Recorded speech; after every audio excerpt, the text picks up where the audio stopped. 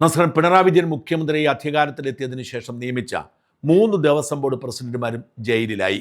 ആദ്യം ജയിലിലായത് പത്മകുമാർ എന്ന പഴയ കോന്നി MLA ആണെങ്കിൽ തൊട്ടു പിന്നാലെ N വാസു എന്ന ശബരിമല അയ്യപ്പന്റെ ആചാരങ്ങൾ ലംഘിക്കാൻ മുൻപിൽ നിന്ന് പോരാടിയവനും ജയിലിലായി.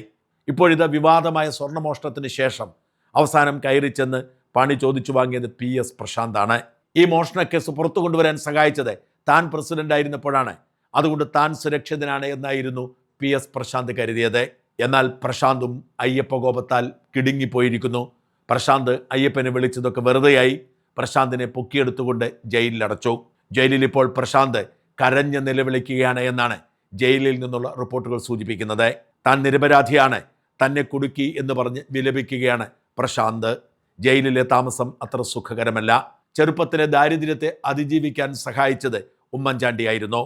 നിയമസഭയിൽ സീറ്റ് കൊടുത്തു, പാർട്ടിയിൽ പദവി കൊടുത്തു, ഭാര്യയ്ക്ക് ജോലി കൊടുത്തു, അങ്ങനെ എല്ലാ സൗകര്യങ്ങളും ചെയ്തു കൊടുത്തിട്ടും ഉമ്മൻചാണ്ടിയുടെ ഫോൺ പോലും അറ്റൻഡ് ചെയ്യാതെ 2021 തോൽവിക്ക് ശേഷം പാലോട് രവിയോട് പിണങ്ങി CPMന്റെ എച്ചിൽ തിന്നാൻ പോയി. അതിൻ്റെ പകരമായി കിട്ടിയതായിരുന്നു ദേവസ്വം ബോർഡ് പ്രസിഡന്റ് പദവി. പിണറായി വിജയന് ദേവസ്വം ബോർഡ് പ്രസിഡന്റായി വേണ്ടിയിരുന്നത് മോഷ്ടിക്കാൻ അറിയാവുന്ന അല്ലെങ്കിൽ മോഷണത്തിന് കൂട്ടുനിൽക്കുന്ന ഒരു സഹകള്ളനെ മാത്രമായിരുന്നു. ആ സഹകള്ളനായി അതിൻ്റെ ഭാഗമായി ഇപ്പോൾ ജയിലിലായിരിക്കുന്നു. ഇതുവരെ അന്വേഷണ സംഘം പറഞ്ഞതും നമ്മൾ കേട്ടതുമൊക്കെ 2019 നടന്ന മോഷണം മറച്ചുവയ്ക്കാൻ 2025 പരിശ്രമം നടത്തി പ്രശാന്തിൻ്റെ നേതൃത്വത്തിലുള്ള ദേവസ്വം ബോർഡ്. അതുകൊണ്ടാണ് പ്രതി ചേർക്കുന്നത് എന്നാണ്. എന്നാൽ ഇപ്പോൾ പ്രത്യേക അന്വേഷണ സംഘം പ്രശാന്തിനെ റിമാൻഡ് ചെയ്ത് റിപ്പോർട്ട് പുറത്തു വരുമ്പോൾ പ്രശാന്തും കൂട്ടരും മോഷണം നടത്തി എന്ന് വ്യക്തമാവുകയാണ്. നേരത്തെ നമ്മൾ മനസ്സിലാക്കിയിരുന്നത് 2019 നടന്ന സ്വർണ്ണ മോഷണം, അതായത് 98 വിജയ് മല്യയും കൂട്ടരും 30 കിലോഗ്രാം സ്വർണം പൊതിയുകയാണ് ദ്വാരപാലക ശില്പത്തിലും കട്ടിൽപ്പടിയിലുമൊക്കെ. ആ 30 ഗ്രാം സ്വർണം 2019 ഉണ്ണികൃഷ്ണൻ പോറ്റിയുടെ നേതൃത്വത്തിൽ ചെന്നൈയിലെ സ്മാർട്ട് ക്രിയേഷൻസിന്റെ സഹായത്തോടെ ദേവസ്വം ബോർഡിലെ മുരാരി ബാബു അടക്കമുള്ള ഉദ്യോഗസ്ഥരുടെ ഒത്താശയിൽ അടിച്ചു മാറ്റുകയാണ്. ഈ അടിച്ചുമാറ്റിയ സ്വർണത്തിന്റെ വിഹിതം ഇവരെല്ലാവരും കൈപ്പറ്റി കാണുമെന്ന് തീർച്ചയാണ്. അല്ലെങ്കിൽ പിന്നെ ഇവരൊക്കെ എന്തിനാണ് ഇങ്ങനെ വ്യാജരേഖകൾ ഉണ്ടാക്കി സ്വർണ്ണമോഷണം നടത്തിയത്? മോഷ്ടിക്കപ്പെട്ട സ്വർണം ഇത് തിരിച്ചു കിട്ടിയിട്ടില്ല, പക്ഷേ മോഷണം മുതൽ ഇവരൊക്കെ കൈപ്പറ്റിയിട്ടുണ്ട് എന്ന് തീർച്ചയാണ്. ആ മോഷണ വസ്തു മറച്ചു വയ്ക്കാൻ പിന്നീട് 2023 ഈ കട്ടളപ്പടിയും ദ്വാരപാലക ശില്പവും ഒക്കെ സ്വർണം പൂശാൻ കൊണ്ടുപോയി. അതായത് 98 സ്വർണം പൊതിയുകയല്ല, സ്വർണം പൂശുകയാണ് എന്ന് വ്യാജരേഖ ഉണ്ടാക്കുന്നു. എന്നിട്ട് പൂശിയ സ്വർണത്തിന് തിളക്കം പോയതുകൊണ്ട് അത് മൂടി പിടിപ്പിക്കാൻ വേണ്ടി പുതിയ സ്വർണം പൂശാൻ വേണ്ടി കൊണ്ടുപോകുന്നു. അങ്ങനെ പൊതിഞ്ഞ സ്വർണം അടിച്ചു മാറ്റി പൂശിയ സ്വർണം എന്ന നിലയിലേക്ക് കാര്യങ്ങൾ മാറ്റി അവരെല്ലാം. അതിൻ്റെ പേരിലാണ് 2 കേസുകൾ, കട്ടളപ്പാടിയും ദ്വാരപാലക ശില്പത്തിൻ്റെയും 2 കേസുകൾ. അതിൻ്റെ പേരിലാണ് എല്ലാവരും ജയിലിലായത്. എന്നാൽ 2025 ഇത് ആവർത്തിച്ചു എന്ന് പറഞ്ഞാണ് പ്രശാന്ത് അടക്കമുള്ള ആളുകൾ പ്രതി ചേർത്തുകൊണ്ട് മറ്റൊരു കേസ് കൂടി രജിസ്റ്റർ ചെയ്യുന്നത്.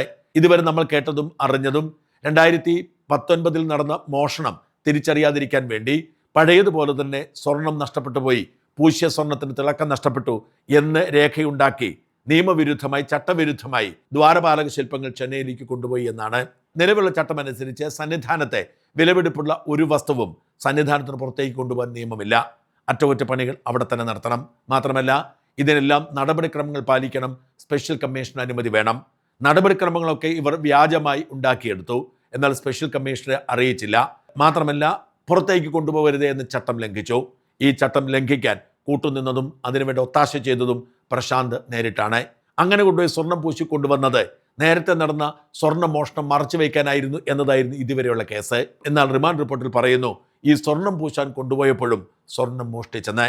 നമുക്കറിയാം, പൂശിയിരിക്കുന്ന സ്വർണം വീണ്ടും പൂശുന്നതിന് മുൻപ് അതിലെ സ്വർണം വേർതിരിച്ചെടുക്കും. അങ്ങനെ വേർതിരിച്ചെടുത്ത സ്വർണം മോഷ്ടിച്ചെടുത്തു എന്നാണ് റിപ്പോർട്ട്. ആ മോഷണത്തിൽ പ്രശാന്തിന് പങ്കുണ്ടെന്ന് റിമാൻഡ് റിപ്പോർട്ടിൽ പറയുന്നു. മുഖ്യപ്രതിയായ ഉണ്ണികൃഷ്ണൻ പോറ്റിയും ചെന്നൈ സ്മാർട്ട് ക്രിയേഷൻസിന്റെ MD പങ്കജ് ഭണ്ഡാരിയും ഒക്കെ ചേർന്നാണ് ഈ മോഷണം നടന്നത്. 19.36 ഗ്രാം സ്വർണമായിരുന്നു പൂശാൻ കൊണ്ടുപോകുമ്പോൾ ഉണ്ടാവുന്നത്. ഈ സ്വർണം അവിടുന്ന് വേർതിരിച്ചെടുത്തു. എന്നാൽ ഈ സ്വർണം പുതിയ സ്വർണത്തിന്റെ ഭാഗമായി കണക്കാക്കിയില്ല. എന്നിട്ട് ഇത് അടിച്ചു മാറ്റിയെന്നാണ് കണക്ക്. പകരം 29.94 ഗ്രാം സ്വർണം പൂശി അത് രേഖകളിൽ ചേർത്തിട്ടുണ്ട്.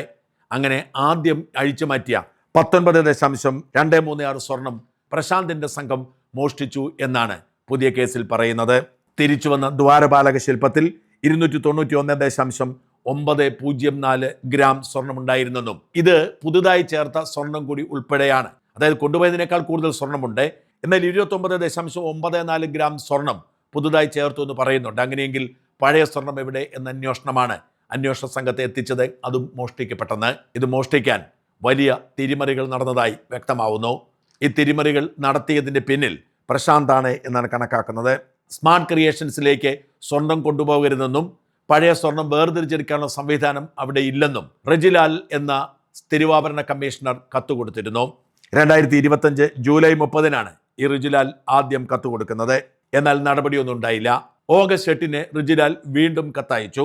ഇവിടെ നിന്ന് സ്മാർട്ട് ക്രിയേഷൻസിൽ കൊണ്ടുപോയി സ്വർണം വേർതിരിച്ചെടുക്കാനുള്ള സൗകര്യമില്ലെന്ന്. ഇതിനിടയിൽ ദേവസ്വം പ്രസിഡന്റ് പ്രശാന്ത് ഇടപെടുകയും ഓഗസ്റ്റ് 25 സ്മാർട്ട് ക്രിയേഷൻസിലേക്ക് ദ്വാരപാലക ശില്പം കൊണ്ടുപോകരുതേ എന്ന് പറഞ്ഞ റിജുലാൽ അത് കൊണ്ടുപോകാൻ അനുമതി കൊടുത്തുകൊണ്ട് കത്ത് കൊടുക്കുകയും ചെയ്തു. ഇത് വലിയ തെളിവായി മാറുന്നു. ഈ കത്ത് ഗൂഢാലോചനയാണെന്നും ഈ ഗൂഢാലോചനയിൽ പ്രശാന്തിനും റിജിലാലിനും പങ്കുണ്ട് എന്നുമാണ് ഇപ്പോൾ വ്യക്തമായിരിക്കുന്നത്.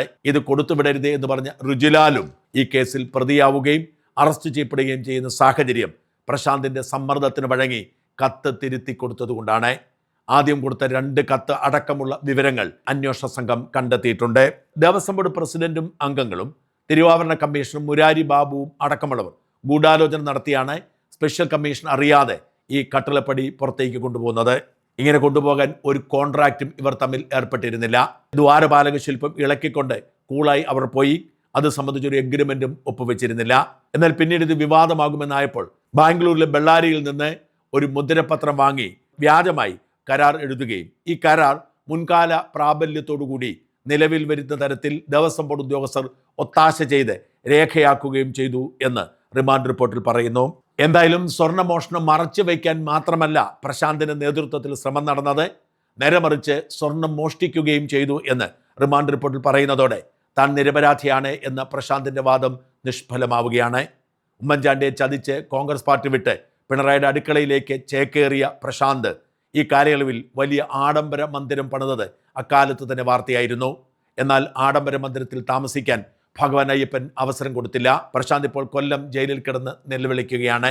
താൻ നിരപരാധിയാണ് എന്ന് പറയുന്നത് കൂടെ താമസിക്കുന്ന തടവുകാർക്ക് പോലും ബോധ്യപ്പെടുന്നില്ല എന്നതാണ് വാസ്തവം.